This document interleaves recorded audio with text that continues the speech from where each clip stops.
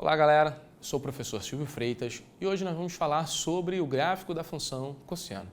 Bom, falar sobre o gráfico da função cosseno a gente pode fazer uma analogia ao gráfico da função seno, porque assim como o seno, o cosseno, a função cosseno também é periódica, o seu período também é 2π, o seu máximo também é 1 e menos 1. Então todas aquelas informações que nós falamos para o seno também vão valer para o cosseno. Acompanhe aqui comigo, já fizemos algumas anotações. Olha, f de x igual a cosseno de x, a função cosseno. Seu período também é 2π, o máximo e o mínimo são os mesmos, então o gráfico também tem que ficar limitado entre 1 e o menos 1. Isso nos remete à imagem da função. Tá? Ela é crescente no intervalo de π a 2π. Aqui a gente também já falou em aulas passadas o porquê que isso acontece. Se você tomar no eixo x, né, de π até 2π, os valores das suas imagens elas vão aumentando. Tá? É só você lembrar, por exemplo, que o cosseno de π é menos 1, o cosseno de 2π já é 1. Quer dizer, daqui para cá os valores estão aumentando, e você já viu sobre isso lá no círculo trigonométrico.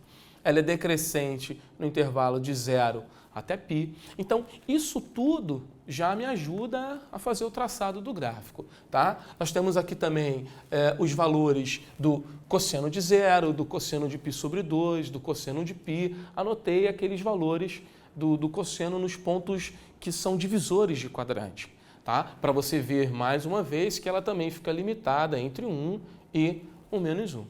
Então, parecido com o que a gente fez para o seno, vamos fazer também no cosseno no nosso próximo quadro. Acompanhe. Então, eu já deixei previamente aqui registrado, né, os valores que eu vou utilizar para as abscissas, e essas retas aqui são as retas limitadoras, né, das imagens, do máximo e do mínimo. E vamos marcar então os pontos que nós fizemos naquele quadro anterior. Então, fica da seguinte forma: quando o x vale 0, o y é 1, ou seja, o cosseno de 0 é 1, o cosseno de π sobre 2 é 0, o cosseno de π é menos 1, o cosseno de 3π sobre 2 é 0 e o de 2π é 1.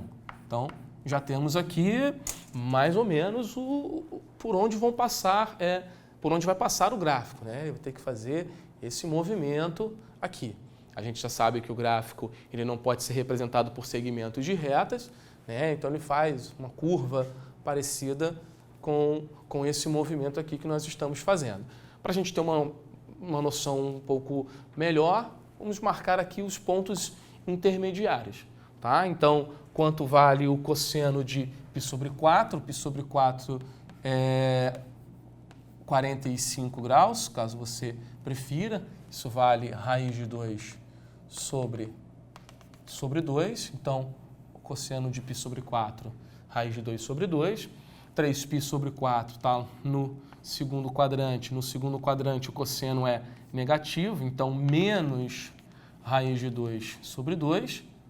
Tá? No terceiro quadrante, 5π sobre 4, ele também é negativo, menos raiz de 2 sobre 2. E no 7π sobre 4, que está no quarto quadrante, ele é positivo.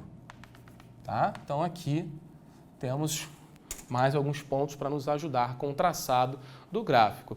É óbvio que na hora de escolher esses pontos, foram escolhidos esses porque são todos calculados em função do primeiro, do 45 graus, utilizando apenas as regras de redução ao primeiro quadrante.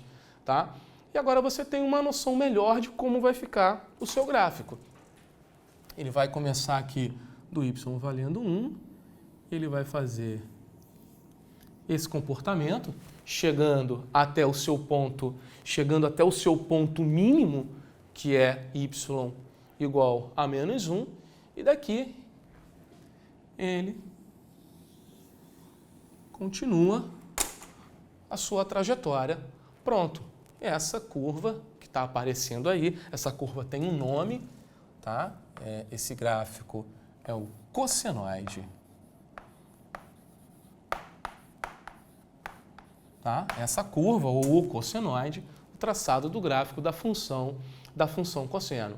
Mais uma vez reforçando, como essa função ela é periódica, tá? Se você pegar mais um intervalo de 2π no seu eixo horizontal, o eixo das abscissas, se você for de 2π até 4π, é como se você pegasse essa figura, né? Recortasse ela, copiasse ela e colasse ela aqui no intervalo de 2π até 4π. Isso vale tanto para o x indo para o infinito positivo, quanto para o x indo para o infinito negativo. O gráfico vai ficar sempre fazendo esse movimento, tá? Bom, é interessante que a gente faça no mesmo gráfico, tá? No mesmo plano cartesiano, o gráfico das duas funções, tanto da função seno quanto da função cosseno, para a gente comparar uma coisa com a outra, porque se você olhar assim rapidamente para essa função, parece que foi a mesma coisa que foi feita no gráfico da função seno. Então, dá uma pausa no seu vídeo, traça no mesmo gráfico, no mesmo plano cartesiano, o gráfico da função seno, para você confrontar o que acontece em um e o que acontece em outro. Ok? Pausa aí, faz, daqui a pouco a gente retorna. Então, aumentei um pouquinho o gráfico aqui para você, tá? Aumentei o intervalo aqui 2π, vamos até o 7π sobre 2 e peguei mais um pedacinho aqui para o x negativo, tá? Então, continuamos com a função cosseno e a ideia é que você trace aqui também o gráfico da função seno. Então vamos recordar o que a gente sabe sobre a função seno. Bom, a gente sabe que ela também fica limitada do 1, do -1, né? Que ela também tem esse comportamento senoide. Vamos só marcar os pontos então para fazer o seu traçado. Bom, o seno de 0 é 0, então ele vai passar pela origem. O seno de π sobre 2 é 1, então seu ponto máximo aqui em cima. O seno de π é 0. O seno de 3π sobre 2 é menos 1. O seno de 2π volta a 0. Então a gente está vendo mais ou menos como vai fazer o comportamento do gráfico, tá? Vamos continuar. 5π sobre 2 é 1. 3π é 0. E 7π sobre 2 é menos 1. E aí, com esses pontos, né, em azulzinhos, a gente consegue traçar melhor o gráfico aí da função seno. Ela vai fazer mais ou menos esse traçado aqui. Bom, Silvio, eu estou percebendo que você passou por esse mesmo ponto, tá? π sobre 4, raiz de 2 sobre 2. Ele passa por ali também? Passa, gente. Lembra que para 45 graus, o seno e o cosseno têm o mesmo valor. É exatamente o que está acontecendo aqui, o que está nos mostrando. Tá? Isso vai acontecer em alguns outros lugares quando você traçar o seu gráfico. Acho que é até interessante você fazer também para a função seno esses cálculos aqui, ó, dos pontos intermediários. Vamos colocar esses pontos aqui.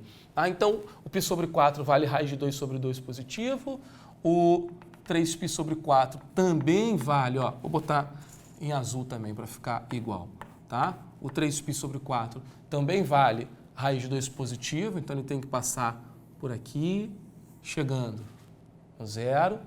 Vai passar aqui, ó, no 5π sobre 4, também valendo raiz de 2 sobre 2 negativo.